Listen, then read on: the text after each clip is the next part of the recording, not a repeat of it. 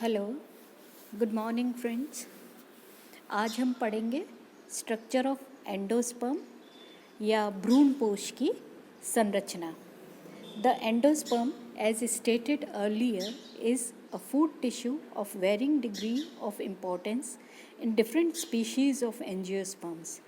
मतलब एंडोस्पर्म जो है, जो भ्रूणपोष है, जैसा कि नाम बता रहा है, एक फूड टिश्यू है, एक ऐसी उत्तक है जो कि एम्ब्रियो को भोजन सप्लाई करती है, भ्रूण को भोजन नरिशमेंट सप्लाई करती है।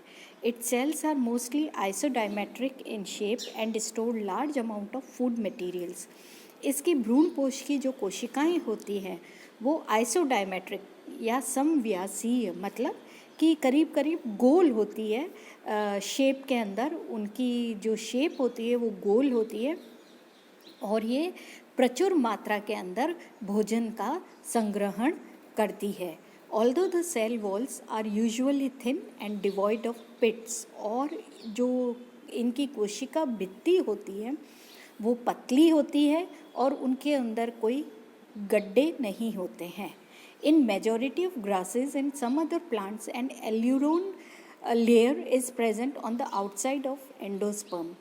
कई ग्रासेस के अंदर, घास फूस जो ये उगती है ना उसके अंदर, और कुछ प्लांट्स के अंदर एक एल्यूरोन लेयर पाई जाती है। ये एल्यूरोन इज़ नथिंग बट ये एक प्रोटीन की लेयर होती है, प्रोटीन की बनी हुई होती है, जो कि सीड के अंदर पाई जाती है जनरली। तो ये लेयर पाई जाती है एंडोस्पर्म के बाहर, भ्रूणपोष के बाहर।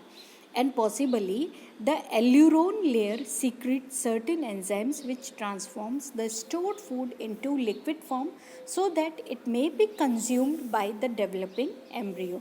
और ये जो लेयर होती है, एल्यूरोन की लेयर जो होती है, ये कुछ एंजाइम्स का सिक्रीशन करती है, कुछ एंजाइम्स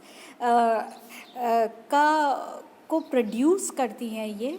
और वो एंजाइम्स जो होती हैं वो जो स्टोर्ड फूड होता है, संग्रहित भोजन होता है, उस सेमी सॉलिड फॉर्म में होता है, उस फूड को ये, उस भोजन को ये लिक्विड फॉर्म या तरल रूप में वो कन्वर्ट कर देती है, उसको तरल फॉर्म के अंदर उसको परिवर्तित कर देती है, जिससे कि वो भोजन इजीली, जो भ्रूण डेवलप हो रहा है वो उसका संचयन वो उसको एब्जॉर्ब कर सके।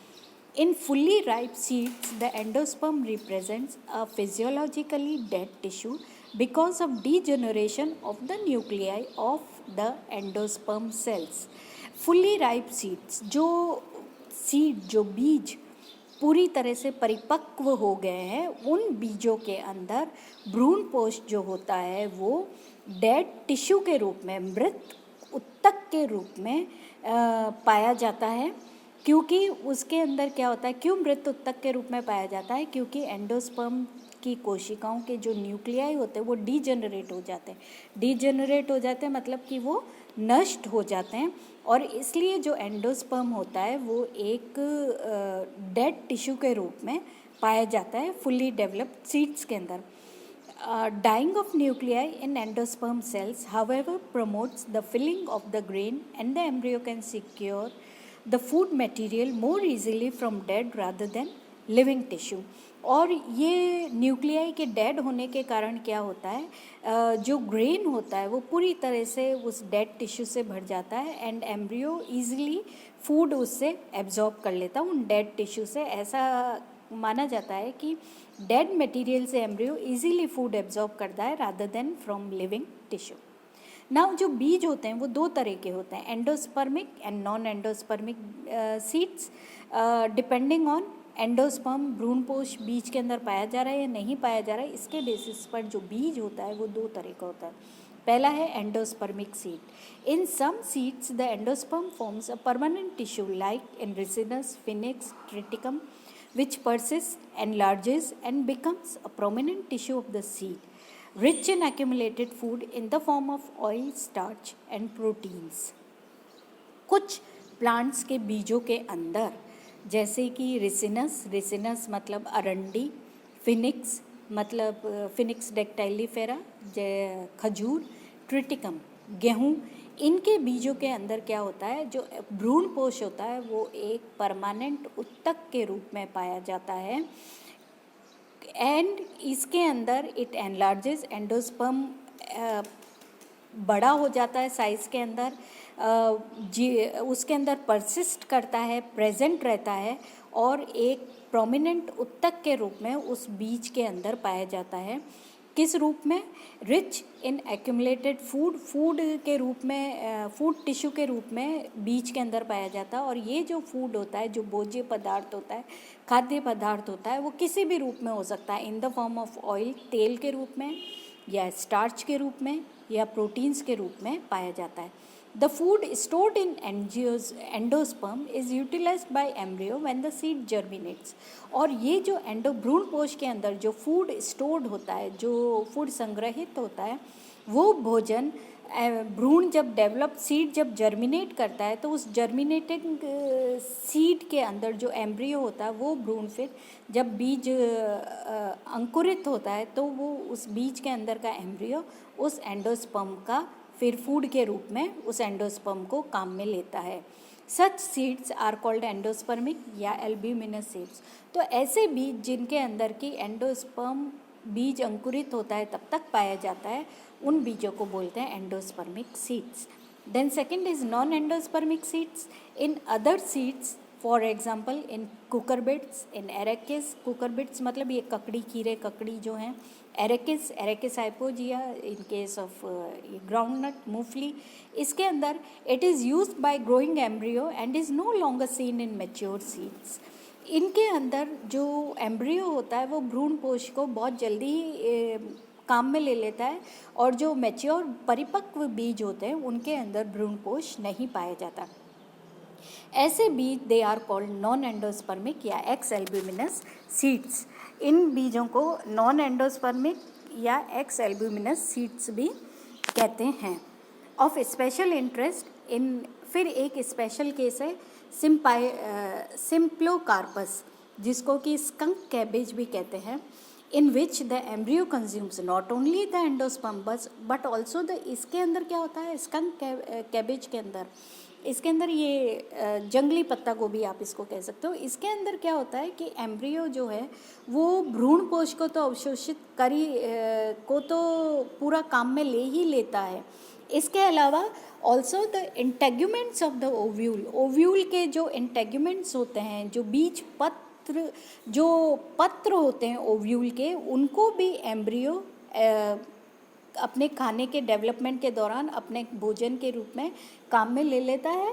और इसलिए क्या होता है कि embryo it lies naked inside the ovary wall, और इस कारण क्या होता है सीड के डेवलपमेंट के दौरान even integuments of the ovule they are consumed and the embryo it lies naked inside the ovary wall.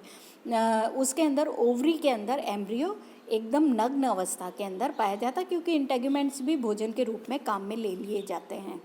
And even more extreme case is seen in Melocanna bambusoides, in which embryo dissolves even the ovary wall and lies completely naked at maturity. इन मेलोकाना के अंदर, इसके अंदर क्या होता है embryo even ovary wall को भी dissolve कर लेता है, उसको भी काम में ले लेता है डेवलपिंग एम्ब्रियो भोजन के रूप में, और इसलिए जो परिपक्व एम्ब्रियो होता है वो फिर टोटली नेकेड, एकदम नग्न अवस्था में एट मैच्योरिटी, जब परिपक्व हो जाता है एम्ब्रियो तो वो एकदम नग्न दिखाई देता है, उसके चारों ओर इवन ओवरी वॉल भी नहीं पाई जाती हैं। Then xenia, metaxenia, mosaic endosperm, then types of endosperm ना, और एंडोस्पर्म कितनी तरह के होते हैं, तो ये एंडोस्पर्म 4 तरह के होते हैं। पहला है xenia. The term xenia was originally coined to refer direct effect of pollens on seeds and fruit characters or effect of gene from male parent on development of fruit and seed. However, as now it is restricted to denote effect of pollen grains on endosperms. For example, the color of endosperm in maize is determined by the origin of pollens. The term xenia, was originally coined to refer direct effect of pollen on seed and fruit characters or effect of gene of male parent on development of fruit and seed. ये term जीनिया जो है वो उन cases के लिए coin की गई, उन केसेस के लिए बनाई गई जिनके अंदर की मेल जीन, नर जीन का या पराग कण का इफेक्ट होता है फ्रूट के डेवलपमेंट पर और बीज के डेवलपमेंट पर, बीज के विकास पर और फ्रूट के विकास पर.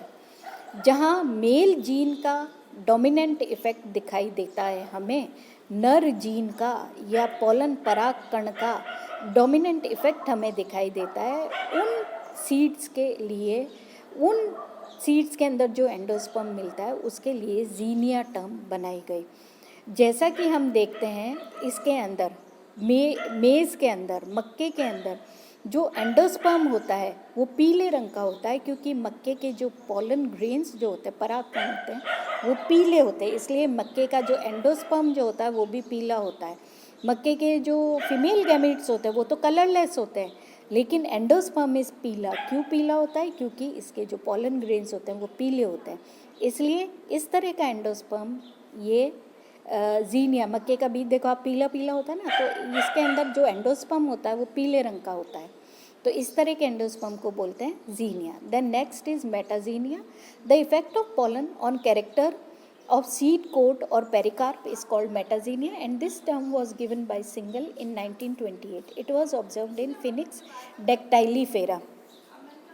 ये मेटाजीनिया जो टर्म है ये पोलन का इफेक्ट ऑन कैरेक्टर ऑफ, मतलब पराग कण का सीड कोट, बीज पत्र के ऊपर और उसके अंदर पेरिकार्प के ऊपर पराग कण का क्या इफेक्ट होता है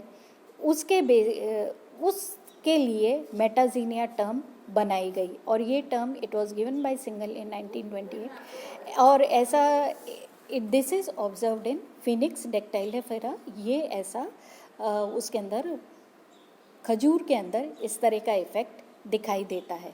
then mosaic endosperm. Occasionally there is lack of uniformity in the tissue of endosperm.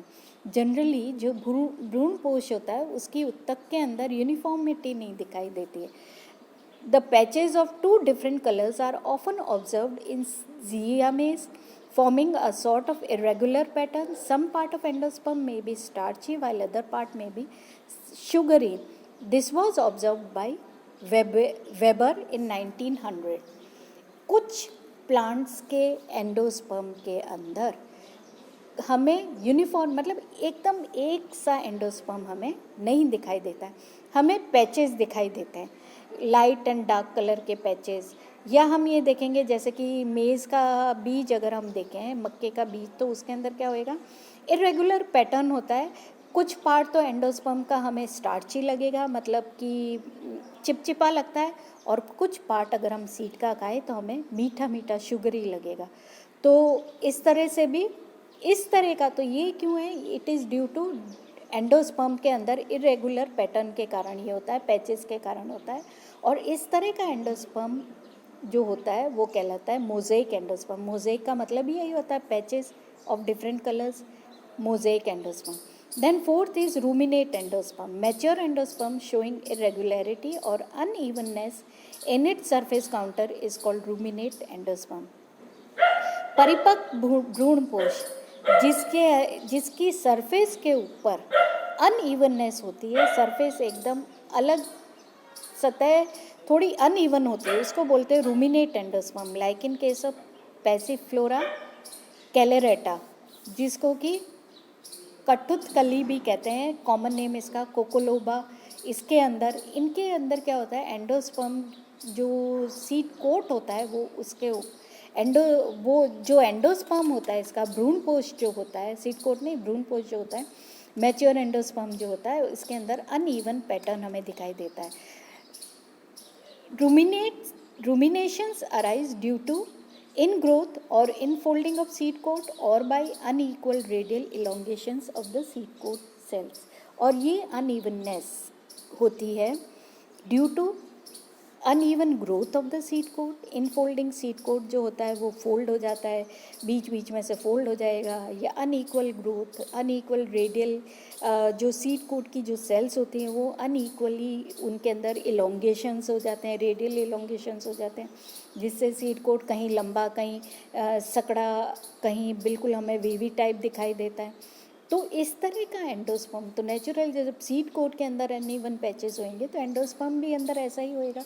तो इस तरह का जो एंडोस्पर्म होता है, this is called ruminate endosperm. ठीक है, ओके।